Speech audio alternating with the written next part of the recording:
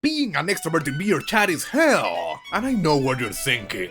Well, being an introvert is so much worse. Extroverts get to have all the fun whenever they want, while introverts cannot even start a normal conversation on their own, or something like that. Don't belittle my boys. And listen, I'm not gonna sugarcoat it. I love being me. I wouldn't trade it for anything, baby. And I'm just pure unadulterated parlay experience, and that is the gift that keeps on giving. But even so, this is not a comparison, because even if it was, it would be pretty silly for me to tell you that being one thing is better than being another, you know, and such a general thing. And as you will learn shortly, I had to make an effort to adapt, to see the world with a different pair of eyes, to truly grasp what it was that I was lacking when traveling inside the realm of VRChat. Because if you know something about this godforsaken game, it's that for many, this is not just a game. The name is Mort's Parlay, and with that said, let me tell you something. I first started my VRChat journey all the way back in 2017 or late 2017 if I remember correctly, and it was so much different back then. Maybe it's my mind playing games, but I don't think so. I remember the expeditions, the journeys, the Ugandan Knuckles, the original Hop, the Great Puck being the center of the universe, nobody had full body tracking, and everything always felt so much more chaotic. And back then, I only played VRChat with friends, IRL friends, and they don't know how to speak English, but I know. So I was sort of like the leader, the head, the translator of this gang of insane mofos. And we went around causing mayhem in the wild west of VRChat, recruiting more personnel, going through portals, exploring the universe. We had plenty of adventures and we fought plenty of enemies and racism, because I was the only one that was able to communicate properly, and yeah, me and my friends get stronger off negativity, so yeah, it was a competition to see who could pick their microphone the most. For many, that doesn't sound like the ideal gaming experience, but for a bunch of Latinos, well, it was fun. With all of that said, I still have to admit that I was never, let's say, a true beer chatter, a beer chat head, until years later. Meaning, I would hop into VRChat maybe once every 2 weeks or every 4 months, and I never made any real connection with anybody on there. It was just pure mindless fun with my friends and nothing more. That was until early 2023, when I made this channel. The reason as to why I made this channel is a story for another time. It's something that involves, well, betrayal, drama, ambition, and no, not November. But that's for another time. Let's just focus on the content.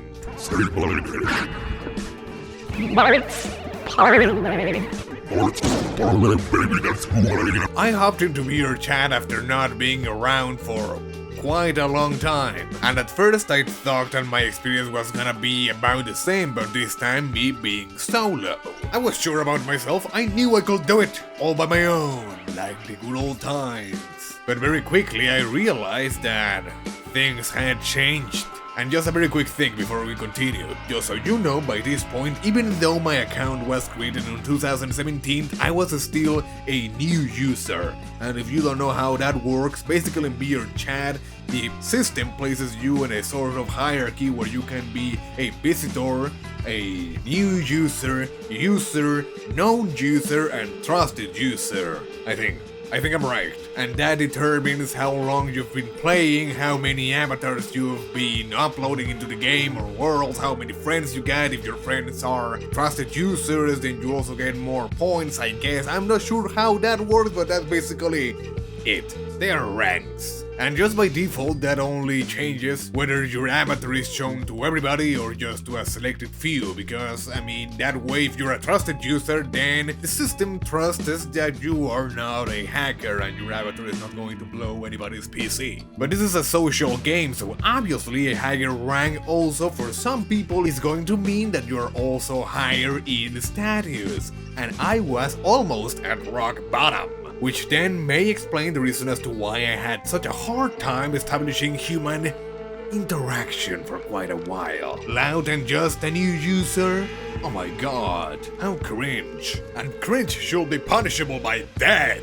So listen, calling me annoying? Alright, fair enough. But cringe? That's going too far, buddy. Trying to talk to someone who was not an edgy child or someone from the National Socialistische Deutsche Arbeit Party was so hard. I would go up to someone and say something like, "What's up, boys? Do you want to go on an adventure?" Or maybe a little, "Come on, gamers, where's the party? Let's do something."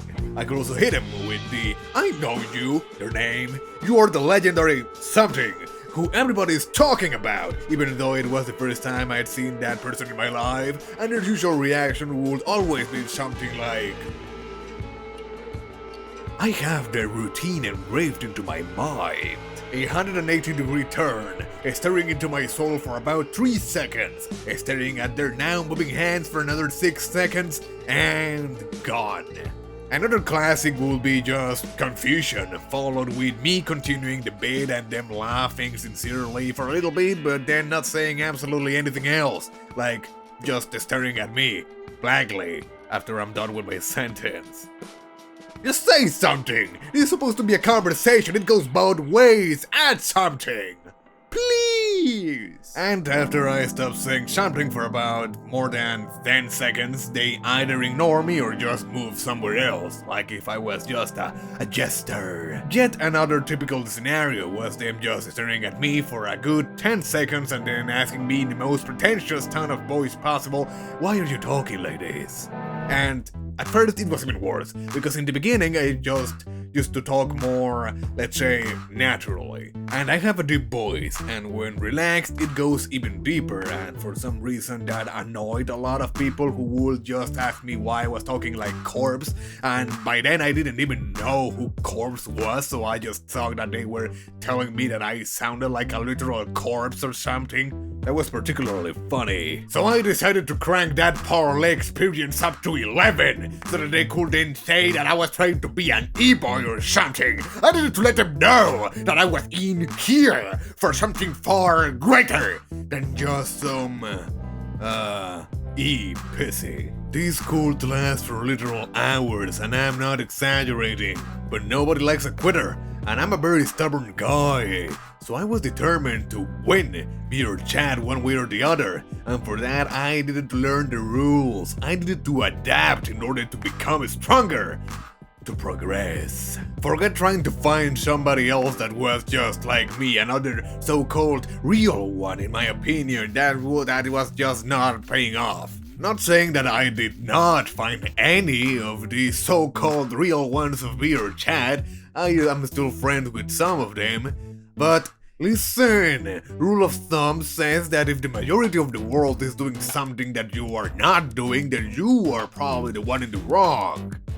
Maybe. So, for starters, I studied these so-called mirror dwellers, which to my surprise would make up for a very significant part of the player base. If you're not familiar with the term, it's basically just people that stare at the mirror for hours at a time. It's a pretty widespread phenomena. The reason, well, just to simplify it, comfort. And at the end of the day, VRChat is also a social game. So, think of this as perhaps being a fisherman. Some people might be the traditional deer hunter and go around hopping into different worlds trying to find someone, but perhaps you want to just use yourself as bait in front of a mirror so that more people can come and sit beside you, and you can look at their pretty avatars while you look at yourself in a pretty avatar and they look at you in also a pretty avatar. And maybe if you are feeling daring, you can also even try and start a conversation. And well, mirror dweller is a term that can be used pretty loosely, because there are plenty of reasons as to why someone would decide to just spend all of his time in inside the virtual realm just staring at a mirror. Some people just find comfort in seeing themselves in another body. Or like I said, some other people are just waiting for someone, maybe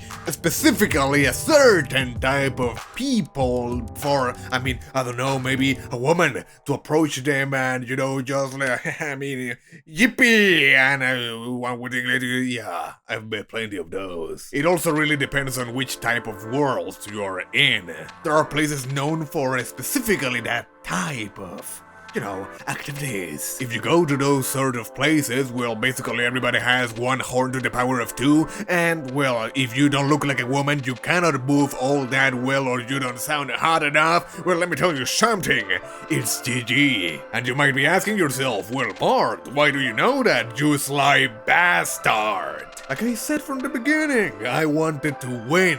I want to win VRChat, and VRChat has plenty of worlds, like Super Mario Galaxy, and I've explored most of the communities that lie in the virtual realm. And let me tell you something, they all share one same thing. Oh brother, they are starving. This is something that I also established in the early days of my YouTube Shorts career. Like I've said plenty of times, in VRChat, come is currency. And in a world without economy, do you know who sits at the top of the world?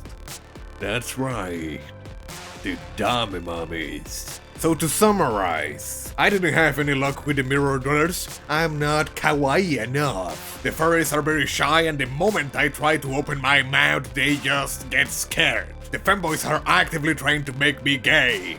And that's it, that's their whole thing. Most of the e-boys don't pay me any attention because they are, well, I'm not a woman. With most of the e-girls, we always end up in a cat fight because they cannot accept the fact that if I was a woman, I could suck so much better than all of them. And there was a time where I found myself in a public lobby that was hosting some sort of like VTuber sort of event with her community, and she called me a slur. So there was that. The problem is pretty apparent. VRChat is a very social game, but it has a lot of communities inside of it.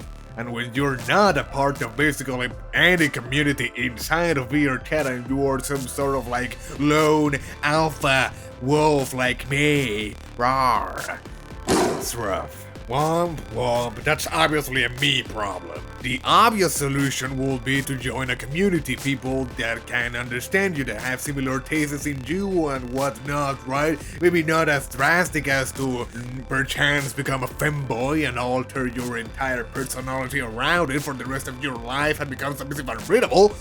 But I'm pretty sure that there is at the very least one Dragon Ball Budokai Tenkaichi 2 game club around VRChat or something. I don't know, I haven't asked. But like I said, I am very stubborn, and I want to win my way. So I waged war against the top dogs of VRChat. That's right, I've already told you who. The ones that have all the power, all the currency, the top 1% of VRChat. Oh yeah. Because if I was right, my mere existence was a paradox in itself. Because if I was supposed to be the best of the best, and I was not having that type of currency on my arsenal, then how could the actual best of VRChat be a dummy mommy that does have all of that currency if we are polar opposites? That doesn't make any sense. Could it be possible that the only way to become the best is to weaponize lust and carnal desire? In that repertoire, obviously I was not gonna win against them, not with this faulty body, and also the fact that I can barely move. But let it not be said that I did not try. And hey, the ladies cannot complain. I did not wage this war out of morality. I don't think that they are doing anything particularly wrong. But I don't think that I am doing anything wrong either.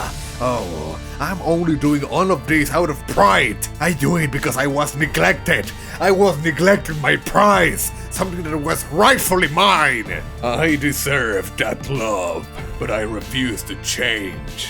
I will not make my avatar a woman with gigantic breasts. I will not become a submissive unbreakable man. I will not buy a full body tracking and become a cute mute. Not because it's wrong, but because I know it works, and I don't like going the easy route. They will all know the name one day, and they will all bear witness to the bare flesh of the one who is free and his overwhelming playstyle. The playstyle of the man of Barley.